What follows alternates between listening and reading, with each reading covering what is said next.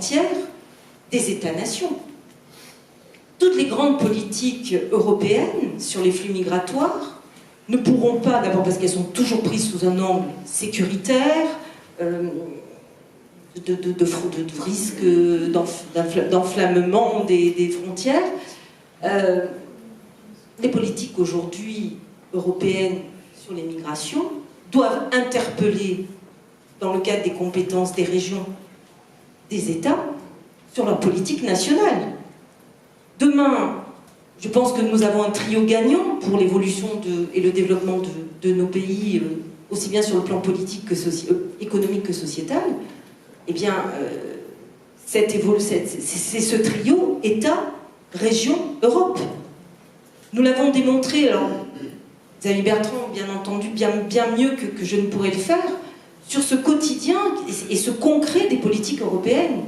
Si vous n'avez pas des présidents de région comme Xavier Bertrand, comme Christian Estrosi en son temps et Renaud Muselier, qui prennent à bras-le-corps leurs compétences sur la formation professionnelle, sur l'internationalisation des entreprises, sur l'économie, qui sont des compétences aujourd'hui quasi exclusives, et qui n'interpellent pas l'Europe à la fois sur des moyens financiers, mais aussi sur des volontés d'évolution, eh bien, nous pourrons l'année prochaine avoir le même débat, dans 10 ans, toujours le même débat. Encore une fois, je crois qu'aujourd'hui, l'engagement politique doit vraiment être perçu comme étant celui du territoire, comme dirait aujourd'hui cette certaine jeunesse, du bottom-up. Alors je sais que c'est des fois utilisé par le président Macron, mais le bottom-up, c'est qu'on regarde ce qu'il y a sur le terrain, ce qui se travaille au quotidien, et on fait remonter. Et non plus ce que nous avons vécu pendant des années, cette centralisation de la décision, cette centralisation, Paris avait la vérité, aujourd'hui Bruxelles nous interpelle sur les vérités qui ne nous arrangent pas. Bien, faisons-nous, et c'est ce qui se fait aujourd'hui, parce que la loi NOTRe a quand même véritablement commencé. Bien sûr, pour l'instant, c'est encore crispé. Chacun veut garder sa compétence, ne veut pas la partager, ou garde encore l'envie de faire de la culture alors qu'elle n'en est plus compétente. Mais je crois que vraiment, c'est ce que nous devons démontrer, nous.